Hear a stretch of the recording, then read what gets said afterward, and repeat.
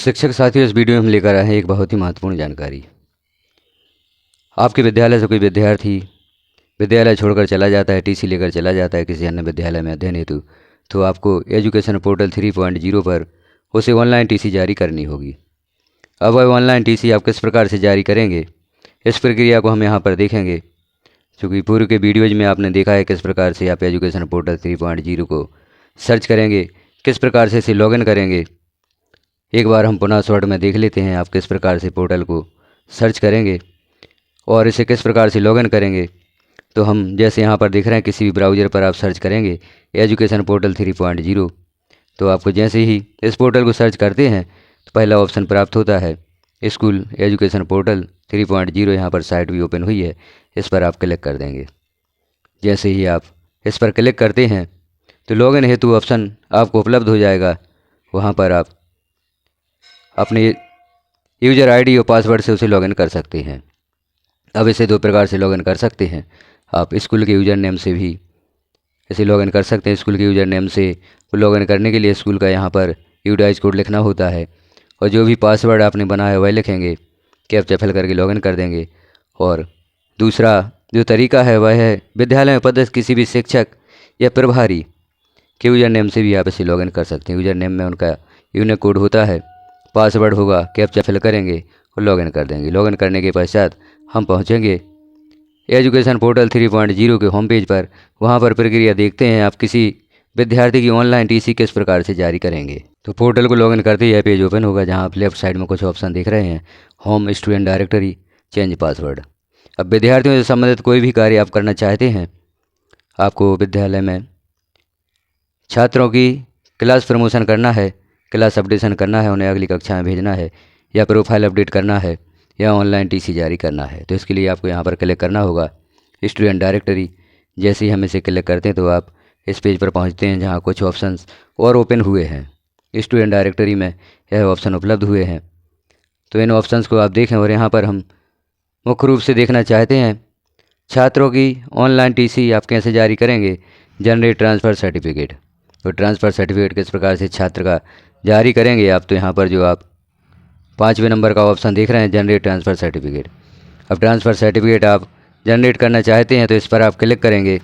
जैसे ही आप इस पर क्लिक करते हैं तो यहाँ यह जानकारी ओपन होती है, ट्रांसफ़र सर्टिफिकेट अकादमिक ईयर लिखा हुआ है और यहाँ समग्र आईडी आपको छात्र की फिल करनी होगी। अब समग्र आईडी यदि आपके पास छात्र की है तो आप लिख सकते हैं, और यहाँ से हम समग्र आईडी सर्च भी कर सकते हैं। जैसे आप रिपोर्ट का ऑप्शन देख रहे हैं, रिपोर्ट के ऑप्शन में जाएं और यहाँ पर रिपोर्ट देखें हम। आप समग्र आईडी कहाँ से प्राप्त करेंगे छात्र की, तो हम देख रहे हैं एडमिशन रिपोर्ट। एडमिशन रिपोर्ट पर आप क्लिक करते हैं। आपने छात्रों को प्रमोट कर दिया है, छात्र को अगली कक्षा में भेज दिया है। तो अब जैसे छात्र कक्षा 7वीं से टीसी लेकर जा रहा है, कक्षा 6वीं छात्र ने उत्तीर्ण कर ली है, अब कक्षा 6वीं के छात्रों को आपने कक्षा 7 में प्रमोट भी कर दिया है, तो कक्षा 7 के छात्र को आप ऑनलाइन टीसी प्रदान करना चाहते हैं तो यहाँ पर हम सिलेक्ट करेंगे क्लास 7, क्योंकि यह छात्र इसी कक्षा में शो होगा, और सर्च पर क्लिक कर देंगे। जैसे ही आप सर्च पर क्लिक करते हैं, यहाँ छात्रों की सूची ओपन हो जाती है। अब यहाँ आप देख लें किस छात्र को टीसी प्रदान करना चाहते हैं। तो जिस छात्र को आप टीसी प्रदान करना चाहते हैं उसका नाम यहाँ पर देखें, और जो उसकी समग्र आईडी है इसे आप कॉपी कर लें। यहाँ से हम छात्र की समग्र आईडी कॉपी कर सकते हैं, और इस समग्र आईडी का उपयोग आपको जो आप ट्रांसफ़र सर्टिफिकेट जारी करेंगे वहाँ पर आपको यूज करनी होगी। तो हम यहाँ क्लिक करते हैं जनरेट ट्रांसफ़र सर्टिफिकेट। इस ऑप्शन पर हम क्लिक करते हैं, पुनः उसी पेज पर पहुँचते हैं जो हमने प्रारंभ में देखा था, छात्र की ऑनलाइन टीसी आप किस प्रकार से जारी करेंगे। तो यहाँ पर अकादमिक ईयर शो हो रहा है, यहाँ आपको छात्र की समग्र आईडी लिखना है। तो यदि आपके पास समग्र आईडी है तो आप लिख भी सकते हैं, और जो हमने समग्र आईडी कॉपी की है यहाँ पर पेस्ट कर सकते हैं। आप समग्र आईडी पेस्ट करेंगे और सर्च पर क्लिक कर देंगे। जैसे ही आप सर्च पर क्लिक करते हैं तो यहाँ पर छात्र से संबंधित जानकारी ओपन होती है। जो भी छात्र का डेटा समग्र पोर्टल पर है उस डेटा के साथ छात्र यहाँ ओपन होता है। अब हम यहाँ पर जानकारी देख रहे हैं छात्र के बारे में। स्टूडेंट नेम है, फादर्स नेम है, mother name, date of birth, gender, category, student class. अब यहाँ पर देख रहे हैं आप स्टूडेंट की क्लास 6 दी गई है, क्योंकि अंतिम कक्षा जो छात्र की है जो आपके विद्यालय से उत्तीर्ण कर चुका है वह कक्षा 6 है। अब यहाँ नीचे आप दो ऑप्शन देख रहे हैं, बिहेवियर और रीजन टू लीव। तो यहाँ आपको रिमार्क लिखना होगा, छात्र का आचरण लिखना होगा, छात्र का आचरण कैसा था, क्योंकि जो हम ऑफलाइन टीसी जारी करते हैं उसमें भी छात्र का आचरण आपको लिखना होता है। तो यहाँ पर आप आचरण लिखेंगे, तो यहाँ पर हम इंग्लिश में ही लिखेंगे, क्योंकि यदि यहाँ पर आप हिंदी में लिखते हैं तो वह पोर्टल नहीं लेता है।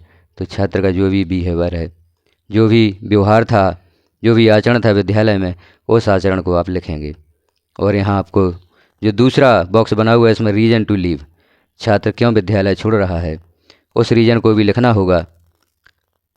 तो आप यहाँ पर लिख सकते, जैसे अन्य विद्यालय में छात्र एडमिशन लेने हेतु जा रहा है तो आप यहाँ पर अदर स्कूल लिख सकते हैं, या स्टडी इन अदर स्कूल, जो भी रीजन आप यहाँ पर लिखना चाहते हैं हम लिखेंगे। यहाँ पर रीजन आप लिखेंगे किस लिए यह छात्र टीसी लेकर जा रहा है, for study in other school. इस प्रकार से आप यहाँ पर रीजन लिखेंगे। कुल हमें यही दो जानकारी यहाँ पर फिल करनी है, तो इन जानकारियों को आप फिल कर दें। हमने छात्र का बिहेवियर लिख दिया, व्यवहार लिख दिया, या आचरण लिख दिया, और कारण लिख दिया कि यह छात्र आपका विद्यालय क्यों छोड़ रहा है।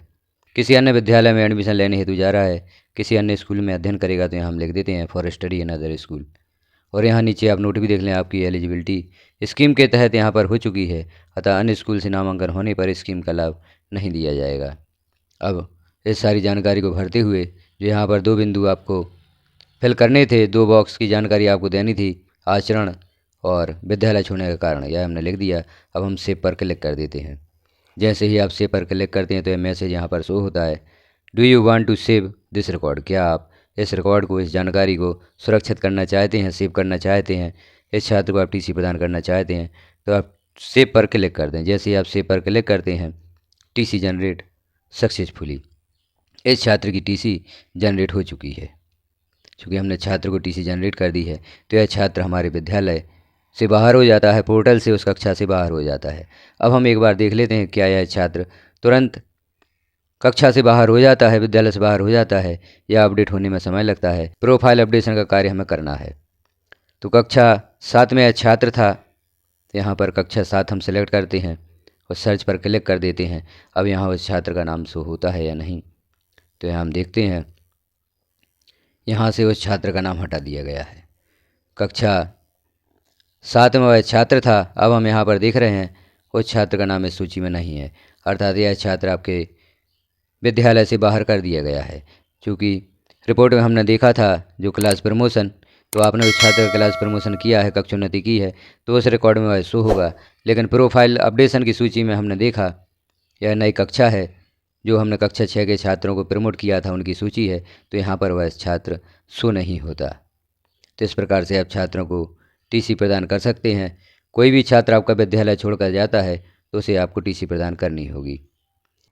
आपने छात्र को जनरेट ट्रांसफ़र सर्टिफिकेट ऑप्शन से टीसी जारी कर दी है, ऑनलाइन टीसी जारी कर दी है। अब आप उस टीसी का प्रिंट प्राप्त करना चाहते हैं, तो प्रिंट कैसे प्राप्त करेंगे, तो हम यहाँ रिपोर्ट में देखेंगे। रिपोर्ट में एक ऑप्शन यहाँ पर दिया गया है, इशू टीसी रिपोर्ट।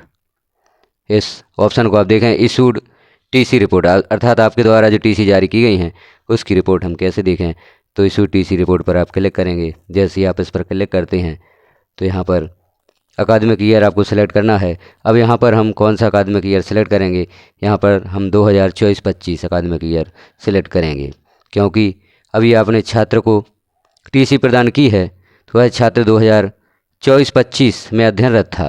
तो यहाँ पर आपको ईयर सेलेक्ट करना होगा 2024-25, क्योंकि यहाँ पर हम जो भी कार्य कर रहे हैं बस 2024-25 के लिए कर रहे हैं। 2024-25 से आपने छात्र को प्रमोट किया है, और आगे जो कार्य करेंगे हम, जैसे प्रोफाइल अपडेशन का है और स्टूडेंट मैपिंग का है, वह 2025-26 के लिए करेंगे। क्लास प्रमोशन आपने 2024-25 के छात्रों का किया है, और यह जो टीसी प्रदान की है आपने, यह छात्र 2024-25 में आपके विद्यालय में अध्ययनरत था, तो यहाँ हम सिलेक्ट करेंगे 2024-25। अब किस कक्षा के छात्र को आपने टीसी प्रदान की है, तो उस छात्र की अंतिम कक्षा थी कक्षा 6वीं। जैसे कक्षा 6वीं छात्र उत्तीर्ण हो गया था, कक्षा 7वीं में आ गया था, तो उसकी हमने क्लास प्रमोट भी कर दी थी।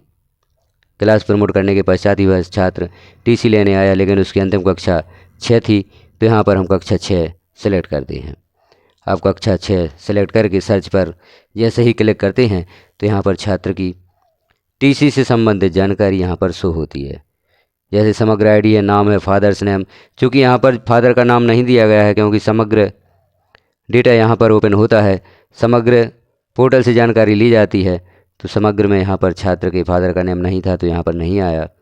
और डेट ऑफ बर्थ यहाँ पर दी गई है, परसेंटेज दिया गया है, रिजल्ट स्टेटस दिया गया। रिजल्ट स्टेटस का पास था, कक्षा 6 पास कर चुका था। टीसी डेट, जिस दिनांक में हमने टीसी जारी की है वह दिनांक यहाँ पर है।